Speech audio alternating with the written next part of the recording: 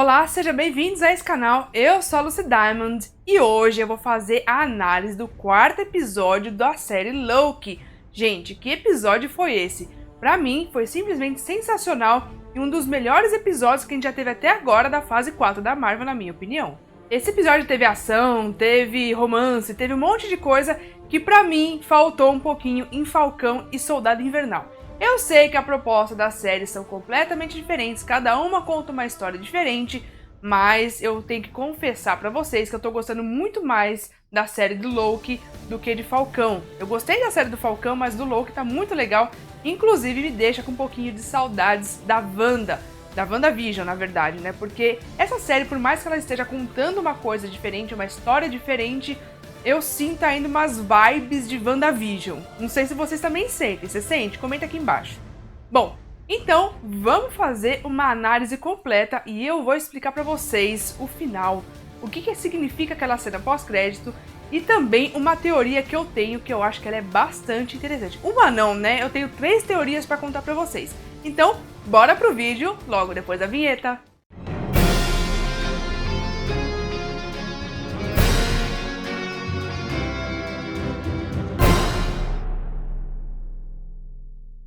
Galera, antes da gente começar a análise, eu sei que eu tô devendo pra vocês a análise dos outros episódios e bastante novidade aqui que saiu no mundo da Marvel, no mundo do cinema no geral. Acontece, deixa eu explicar rapidamente pra vocês, acontece que entrou um projeto aqui pra mim, de trabalho, né, trabalho pessoal aqui, e aí eu fiquei totalmente sem tempo, eu não tava tendo tempo nem de assistir os vídeos, não tava tendo tempo de assistir aos filmes e nem ver as séries direito, né, então eu fiquei bastante conturbada aqui e tava tendo sem tempo nenhum de gravar, editar, porque isso demora, né? Quem já fez vídeo aí sabe que isso demora, então acabou me atrasando aqui. Por isso que eu tô soltando hoje a análise do episódio 4, agora tá bem mais tranquilo. Então o que eu vou fazer para poder organizar essa bagaça aqui desse canal? Eu vou soltar o episódio hoje, a análise do episódio do 4 hoje. Hoje mais tarde eu vou soltar a análise do episódio 3.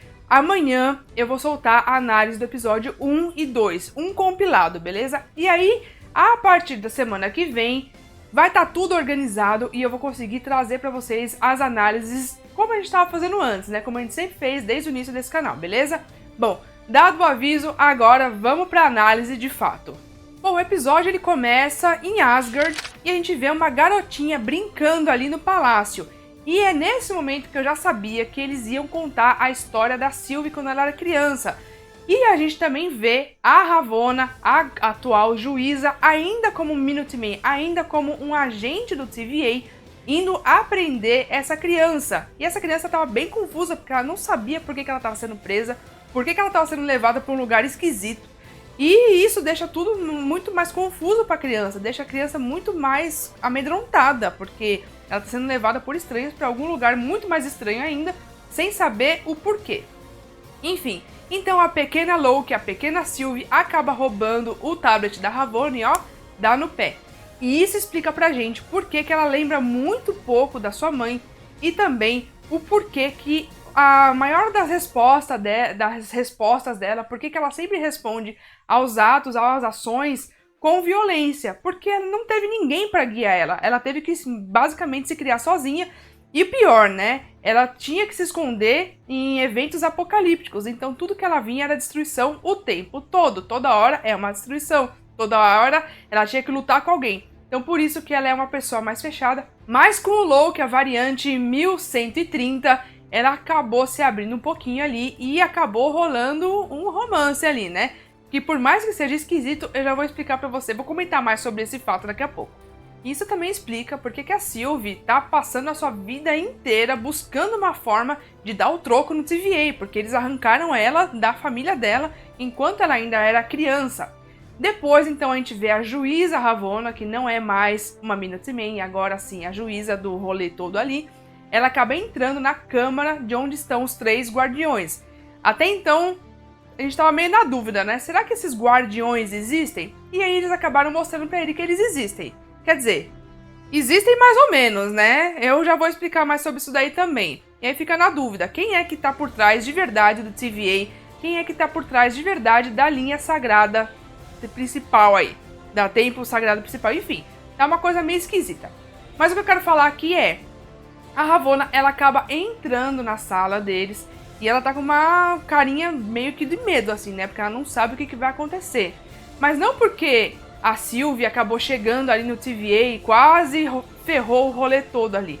Na verdade, a Sylvie só conseguiu entrar ali no TVA por, inicialmente, um erro da própria Ravonna, enquanto ela ainda era um Minuteman, porque foi ela que acabou falhando e deixou a pequenina Sylvie fugir com o próprio tablet dela. E logo em seguida, então, a gente vê o Mobius conversando com a própria Ravonna, com a própria juíza, e ele tá meio desconfiado, né? Por que a agente C20, a Hunter C20, acabou morrendo? Por que ela morreu? Como assim ela morreu? Apesar dela estar abalada, dela ter sido, né, encantada ali pela Sylvie, ela não tava para morrer, ela não tava em estado terminal. Então isso começou a levantar suspeitas no Mobius, que depois justifica exatamente o que ele faz, que é acabar trocando o tablet dele pelo tablet da juíza para poder fuçar umas coisinhas que ele não tinha liberdade de fazer. Falando em liberdade, eu quero falar de uma coisa bem interessante que acabou acontecendo ali, uma interação entre o Loki e o Mobius. O Loki, então, lá nos outros episódios, ele acaba perguntando pro Mobius por que ele gosta tanto de jet ski. E aí o Mobius acaba explicando por que ele gosta e tudo mais. E aqui, pra mim, apesar de ser uma coisa bem interessante, que talvez o Mobius ele fosse um surfista, talvez na sua vida passada, na sua vida antes de entrar no TVA, não sei, alguma coisa nesse sentido, ou salva-vida, sei lá eu, alguma coisa ali de ficar na praia. Isso também é uma metáfora entre liberdade e a não liberdade. Porque o jet ski na cabeça do Mobius, ele significa liberdade. Então você sobe em cima do jet ski e você pode andar para onde você quiser no oceano. Enquanto que no TVA você tá preso, você não tem liberdade para absolutamente nada. E como eles citam no próprio episódio, você não tem liberdade nem para pisar numa folha que você não deveria. Então a gente vai pra cena em que os Lokis, então o Loki e a Sylvie estão sentados ali assistindo a lua sendo destruída, eles sabem que ali é o fim deles. E aí acaba pintando um clima ali. E aí eu preciso fazer um comentário. Alguém percebe o quão bizarro isso é? Imagina você se apaixonando por uma versão sua de outra realidade. Mas, de certa forma, isso faz sentido pro Loki, porque ele é narcisista, né? Então ele acaba se apaixonando por ele mesmo. Então isso faz total sentido no personagem. E aí o que acontece? Eles acabam ali se aproximando, quase rola um beijo ali. E aí acaba dando início ali a um evento Nexus, tipo, absurdo, super rápido, assim, sabe? Supernova. O que dá pro pessoal ali do TVA indicação do local que eles estão. Então eles acabam sendo resgatados e apreendidos. E aí então o Mobius acaba conversando com o Loki, ele tenta entender o que aconteceu com os dois ali, qual que foi o evento Nexus que eles acabaram criando juntos ali, e ele acaba deixando escapar pro próprio Loki que qualquer que seja esse evento Nexus que eles criaram juntos, pode ser a arma, de certa forma, que vai acabar com tudo ali. Com tudo que ele quis dizer, é com a linha sagrada, a linha do tempo sagrada e o próprio TVA. E aí tem umas coisas bem interessantes que eu quero falar pra você. Primeiro que, de certa forma, na série do Loki, eles estão colocando ali, tipo, uma história de amor da Disney, sabe? Tipo assim, o amor é mais forte do que tudo. Ele é mais forte do que tudo e todos. Que é mais ou menos isso. Então, o amor entre o Loki e ele mesmo, ou a Sylvie, é o que vai acabar sendo mais forte, é o que vai acabar com toda essa falta de liberdade de todo mundo que tá ali presenciando o TVA ou que passa por ali. E aqui eu tenho um comentário para fazer para vocês. Se é isso que vai acontecer, se vai ser esse amor entre eles que vai acabar criando o evento Nexus e destruindo a linha sagrada do tempo, e provavelmente também o TVA e mais um monte de coisa, será que não é isso que vai acabar zoando toda a linha temporal de Homem-Aranha 3 e também de Doutor Estranho e o Multiverso da Loucura? Fica aqui o comentário. Eu acho que é exatamente isso que vai acontecer. A gente vai ver isso só no 6º episódio de Loki, né? Que a gente vai ver ali o desfecho e quem é realmente que tá por trás do TVA, quem é que realmente tá por trás dessa linha do tempo sagrada. Mas eu acho que é isso que vai dar aí o andamento, que vai começar toda essa loucura no multiverso. E aí fica uma pergunta que eu quero discutir com vocês. Se esses guardiões a gente percebeu que eles são robôs, ou seja, eles não são reais, quem é que tá por trás do TVA? Quem é que tá por trás dessa linha do tempo sagrada? Essa pessoa criou essa linha do tempo sagrada por quê? Qual o motivo dela ter feito isso? Bom, eu tenho uma teoria, mas eu quero falar pra vocês só daqui a pouco, porque eu ainda tenho que explicar algumas coisas antes. E agora vamos falar da aparição da Lady Sif. Eu confesso pra vocês que eu senti falta da Lady Sif nos outros filmes da Marvel, que ela apareceu só uma vez e meia ali e sumiu da face da Terra, né? Ela foi fazer outra série lá e tudo mais, mas eu senti falta da Lady Sif nos outros filmes da Marvel, não só nos filmes do Thor, mas da Marvel no geral. E foi muito legal ela aparecer. Inclusive, a atriz ela acabou postando uma foto dela sentada tomando um café na xícara do TVA. Foi muito legal isso daí. Inclusive, eu tomei um spoiler antes de assistir a série, portanto, eu já sabia que ela ia aparecer. Isso foi bem chato, mas enfim. Eu gostei dela ter aparecido. E aí, então, o Loki ele fica preso num loop temporal junto com a Lady Sif, apanhando dela o tempo todo, né? Porque ele cortou o cabelo dela e tudo mais. E aqui, nesse loop temporal, eu entendo que a Marvel quis fazer aí uma referência a duas cenas passadas. A primeira é quando o Loki e o Thor eles vão visitar o Doutor Estranho, e o Doutor Estranho faz com que o Loki fique caindo infinitamente por 30 minutos. Coitado do Loki, só se ferra, né?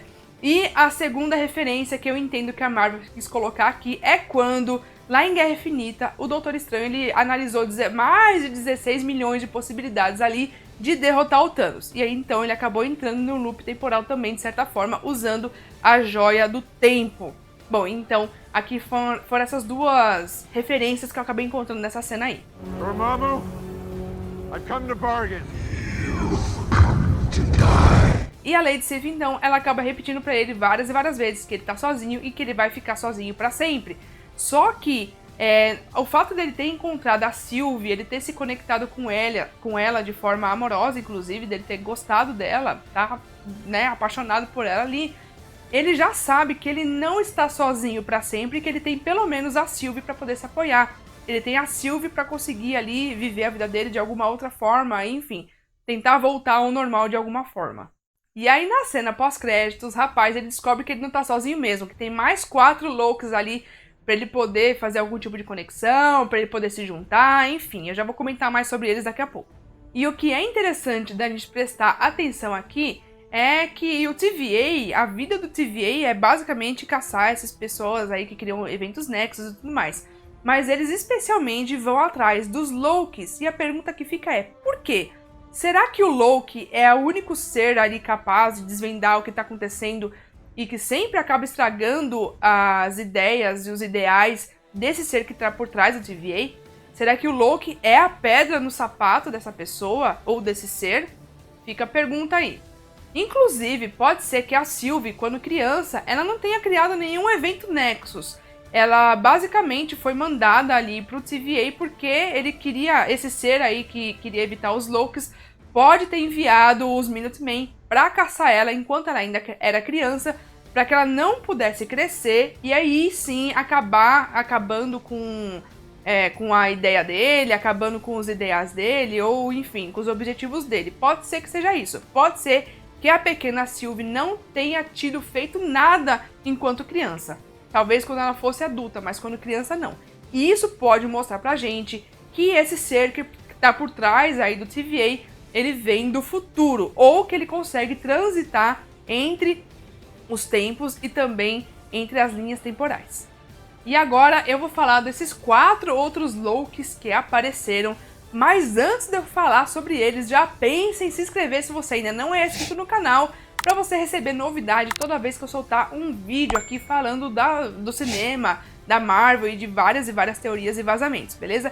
E lembrando também que tá rolando um sorteio para inscritos. Se você quiser participar, dá uma olhadinha aqui na descrição e começa a participar, beleza?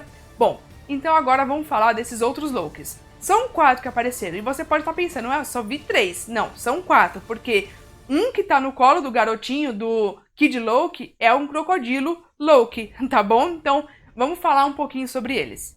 Da direita para a esquerda, o primeiro que aparece na direita é o Sr. Loki e ele tá usando o uniforme original de Loki quando ele apareceu pela primeira vez nos quadrinhos em 1962. No meio a gente tem o Kid Loki e no colo dele a gente tem um crocodilo Loki. A gente sabe que é um Loki porque ele tá usando aí os chifres do Loki também, tá? E o crocodilo é meio esverdeado também, né? E à esquerda a gente tem um Loki completamente diferente. Ele é grande e ele tá usando um martelo que lembra o Mjolnir do Thor. Aí fica a pergunta, será que ele tá usando esse martelo porque ele é bom lutador e nessa linha do tempo ele era mais capaz de luta parecido com o Thor? Ou será que ele tá ali há tanto tempo que ele ficou meio biruta que ele se lembra do próprio irmão e tá usando ali o Mjolnir? Enfim, a gente vai descobrir nos próximos episódios, ou não, né? Não sei. E agora vamos falar de duas teorias que eu tenho, tá? Pode ser que seja certo, pode ser que seja nada a ver, mas são duas teorias que eu tenho e que eu quero compartilhar com vocês. Enquanto o Loki tá ali pela segunda vez no loop temporal, apanhando da Lady Sif, o Mobius acaba entrando ali, porque ele já percebeu que o Loki estava falando a verdade e que agora ele quer ajudar o Loki a tentar desvendar esse negócio todo aí, né? Então ele aparece ali e conversa com o Loki, e aí depois corta pra cena deles entrando no TVA e dando de cara com outros agentes e com a juíza Ravonna. Então a juíza Ravonna acaba mandando ali podar o Mobius. Aí fica a pergunta que é a seguinte, será que aquele ali era o Mobius de verdade? Será que foi ele que foi podado?